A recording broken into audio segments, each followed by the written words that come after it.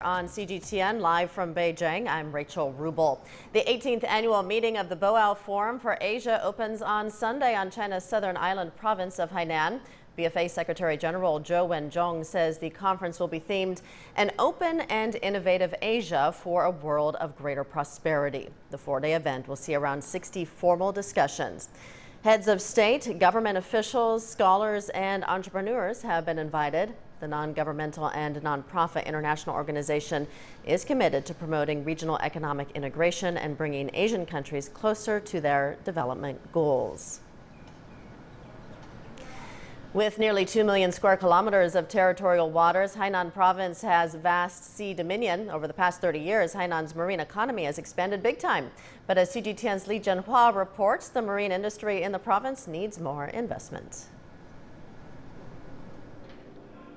Glittering pearls, they are the symbol of Hainan. Best known as ornaments, they are also ingredients in Chinese medicine used as an anti-inflammatory agent. Feeding them into a grinding machine, the diameter of the powder grains falls to 300 nanometers, fine enough to go into medicine. Filling the medicine with pearl powder into lines of vials, they are ready for sale.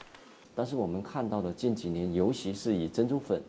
Sales of healthcare products, especially those containing pearl powder, have been increasing rapidly recently. I believe we will see more development in this field in the years to come.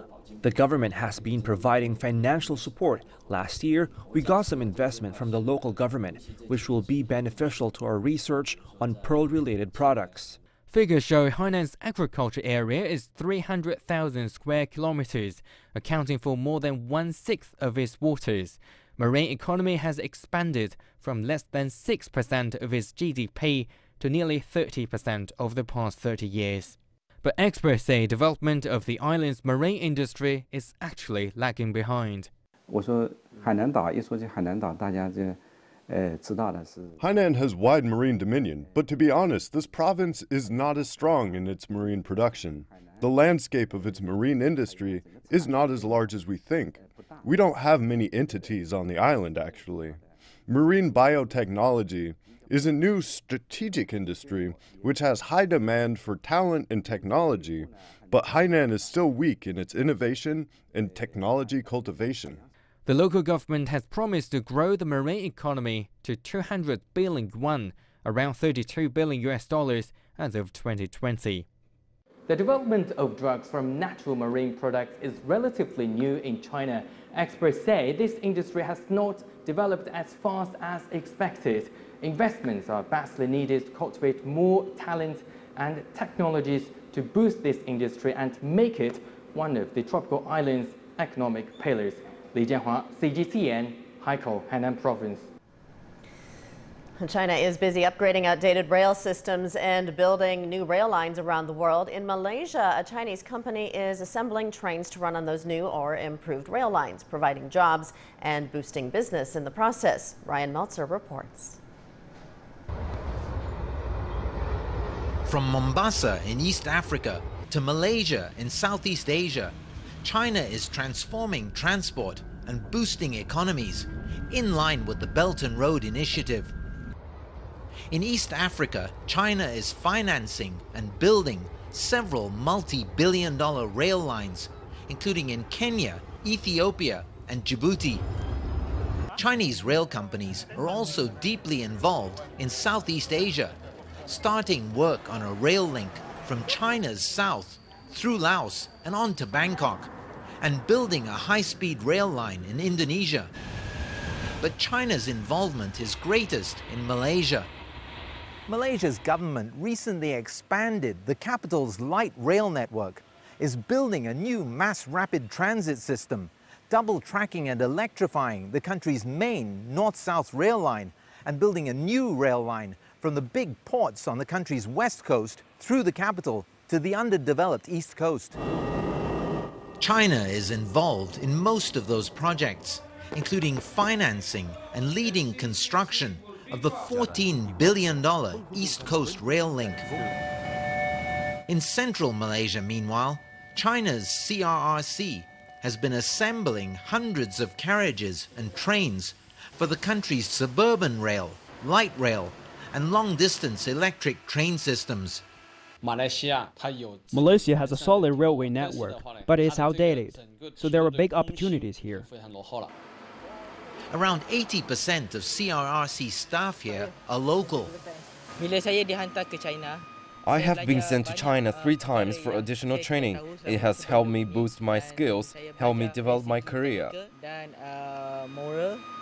Malaysia isn't strong in railway equipment production, so entering Malaysia's market will bring new opportunities for Malaysia in this field. We will also help to cultivate local talents in manufacturing and management. We insist on localizing production and purchasing, boosting local suppliers and creating jobs. But the undoubted prize is the planned 350-kilometer, $15 billion high-speed rail link between Kuala Lumpur and Singapore, for which China will compete with Japan, South Korea, and European countries. And we are looking now live at live pictures of the news conference be held by China's Foreign Ministry. Minister Wang Yi is about to brief the media about the upcoming Boao Forum for Asia. Let's listen in. It will kickstart the annual Boao Time for Asia and the world. First of all, let me announce here that the President of China, His Excellency Xi Jinping, will attend the opening ceremony at the invitation, and he will deliver important keynote speech. He will be meeting with participating heads of state, government, leaders of international organizations. He will also meet with the board of directors and have a discussion with Chinese and foreign business leaders.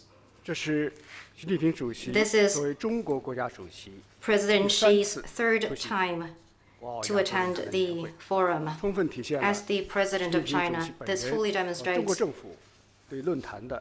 the commitment and strong support from the President himself and the Chinese government. 17 years since its inception, the forum has seen its size and influence growing. It has been playing a unique role in building consensus, deepening regional cooperation, promoting common development, and addressing Asian and global issues. It has become an important bridge connecting China with the rest of the world, and an international exchange and cooperation platform that is distinctively Asia, while also visible globally. While today there are profound changes in the international situation and the world economy. On the one hand, open cooperation, transformative innovation have become the trend of the times. At the same time, mankind is also faced with closed-door and confrontational policy and resistance to changes. How to respond to the question of the times, how to seize opportunities to face up to challenges, how to promote one's own development while contributing to the development of the world. Countries are finding the right answers and making their choices. The theme of this forum is an open and innovative Asia for a world of greater prosperity. It resonates with the reality and it has drawn broad attention. Over 2,000 distinguished guests from around the world will gather together to discuss win-win cooperation and pathway to prosperity and development, contributing Boao wisdom and Boao strength to Asia and the world. Friends, this year is the 40th anniversary of China's reform and opening up. It is also the first year after the 19th Party Congress. So this is an important juncture.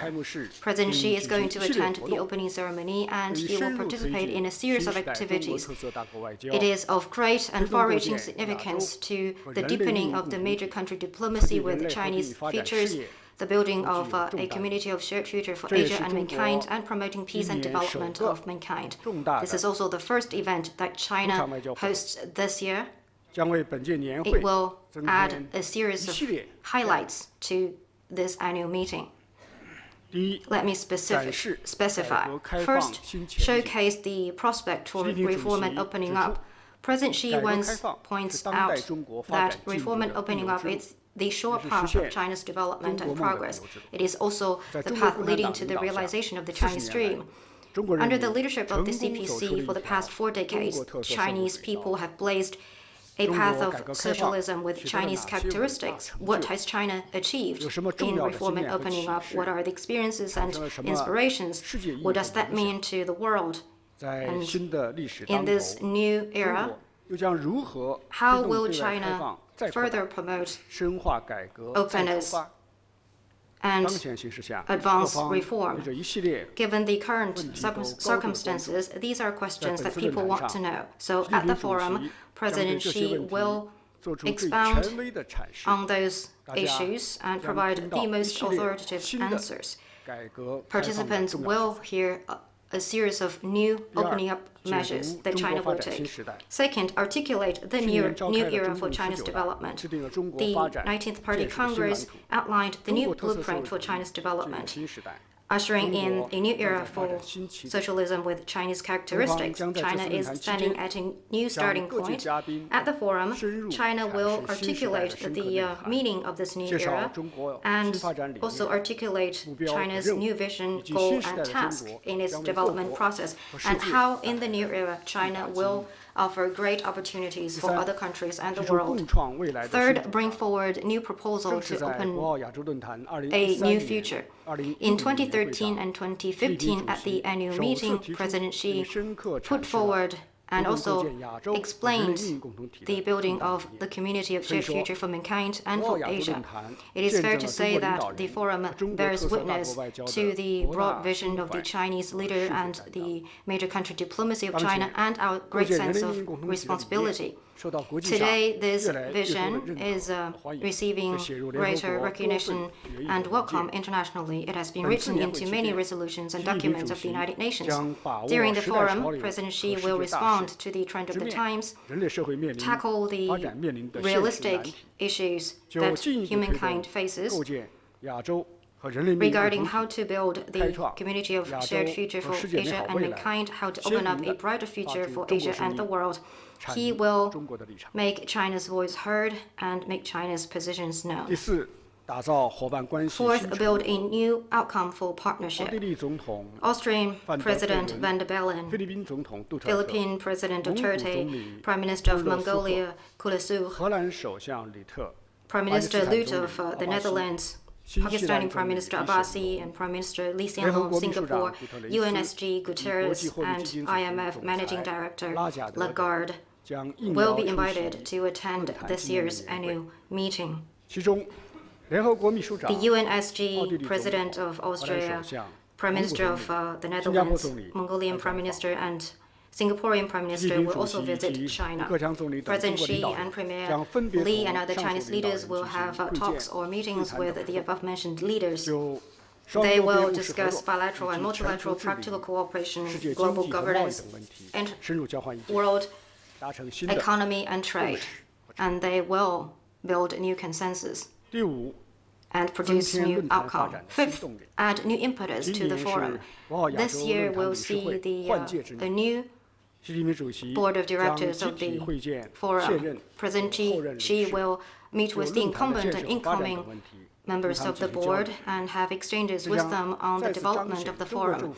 This will once again demonstrate the genuine commitment of the Chinese government and concrete actions that the Chinese government has taken to support the forum. It will mean a lot to expand space for the forum and elevate its international influence.